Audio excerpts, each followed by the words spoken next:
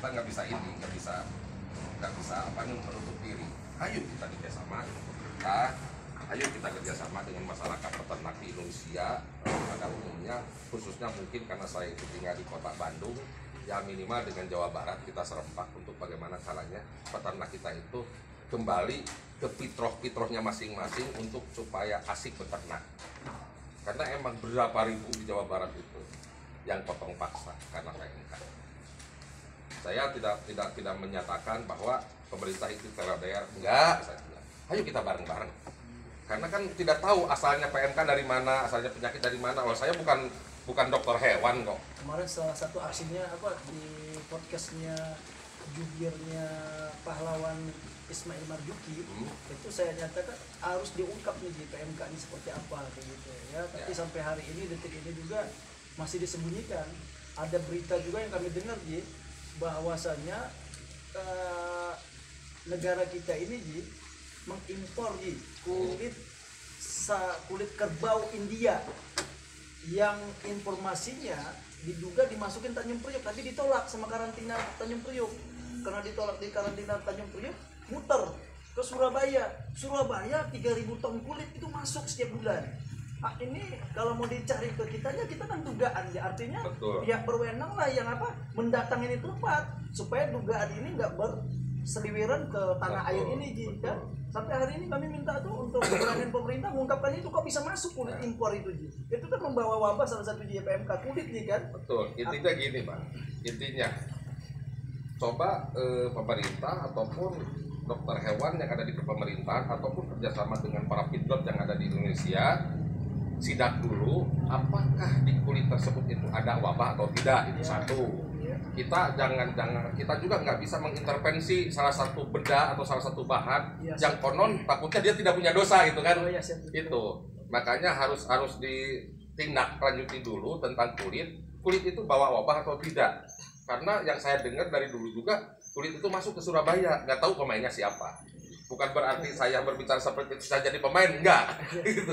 Yang takutnya ya saya juga ya mengintervensi seseorang atau perusahaan orang yang jelas dari kepemerintahan, karena kita siapa?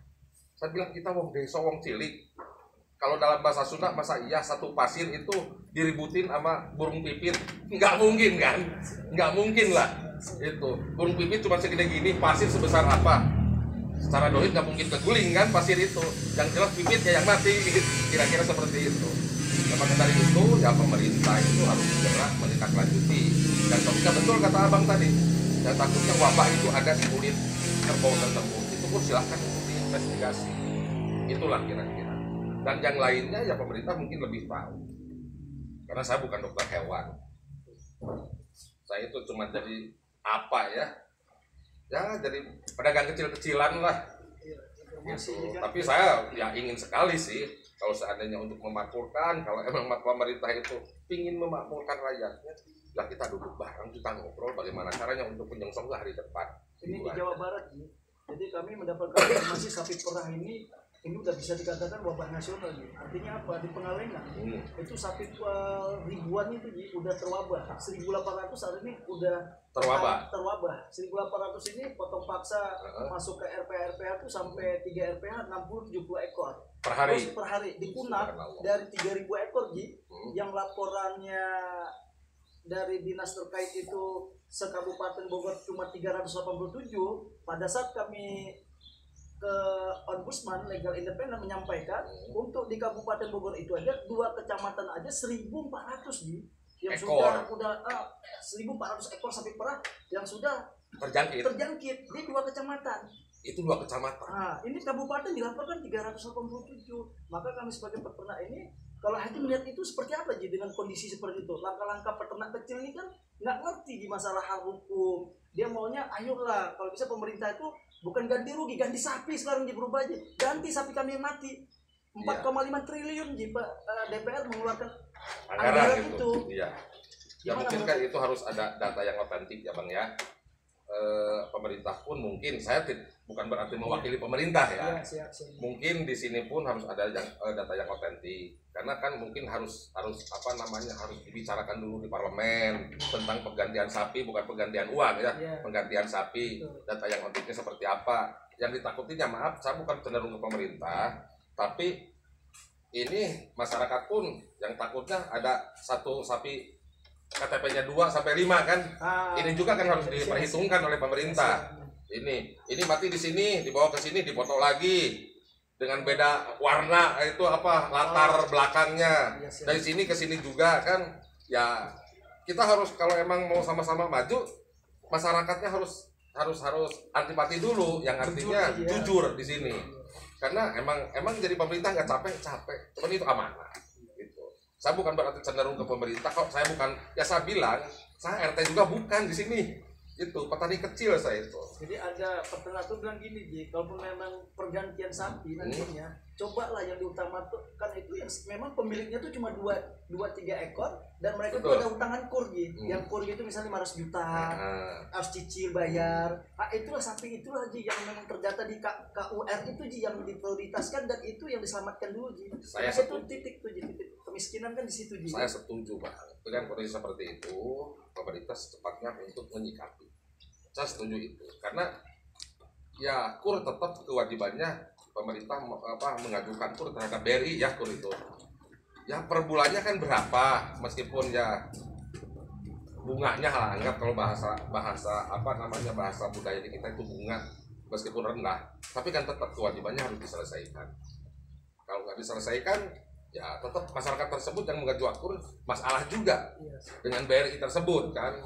Apakah mau diperpanjang DOF-nya untuk pembayaran, tapi kan yang jelas harus ada buat bayarnya. Sementara induk perusahaannya sudah nggak ada karena sapinya udah mati. Ini munculnya langsung to the point, ini munculnya kemiskinan. Contoh tadi yang abang bicarakan, seseorang itu mengajukan kur terhadap BRI, contoh 100 juta, 100 juta dibeliin sama sapi, maaf 4 ekor aja enggak. 4 ekornya sapi mati. Terus kewajiban BRI nagih terhadap konsumen tersebut nggak ada, induk usahanya udah hilang. Nah, yang saya tanya, apakah itu masuk ke ranah hukum? Apa gimana? Karena perusahaannya juga udah hilang. Terus apa yang dianggunkan? Kan mungkin saya nggak tahu ya tentang kur.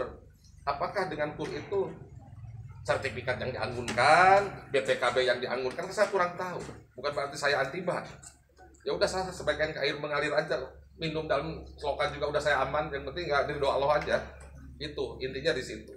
Karena emang dilihat secara publik, saya sampai capek bang ngelihat media sosial tentang peternakan di seluruh Indonesia, termasuk di Aceh kemarin, di apa, Tamiang apa, itu sampai geretakan sapi loh. Ya, antara iya dan tidaknya kan saya tidak lihat fisiknya, cuma gambar di handphone. Tapi masa iya orang itu apa, kalau tidak ada media apa iya nggak dipoto atau nggak di video? Itu kan orang gila. Ternyata ini apa, kampung apa ya, Tamiang apa itu, saya lupa itu. Pokoknya itu dari di Aceh juga udah kena.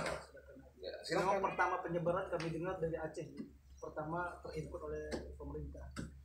Beliau adalah tokoh peternak yang sudah puluhan tahun bergerak dari nol sampai sekarang. Lihat hasilnya, beliau mimpin perusahaan yang namanya Brahman Perkasa Nusantara. PT Siliwangi Sawargi, siapa Siliwangi Sawargi? Oh, Siliwangi Sawargi, ya. Itu di itu aja di capture. Iya. Ya, Siliwangi Sawargi, ya, tokoh karena peternak. Saya Tatar Sunda. Jadi Siliwangi Sawargi. Tokoh peternak khususnya terkenal di Jawa Barat ataupun Nusantara, dimanapun kita posisinya di Nusa Tenggara Timur, di Bali ataupun di daerah beberapa daerah, insya Allah ke beliau ini yang namanya Haji Yono sebagai pelaku peternak senior insya Allah sudah dikenal. Amin, amin, amin. Terima kasih, hatur nuhun. Assalamualaikum warahmatullahi wabarakatuh.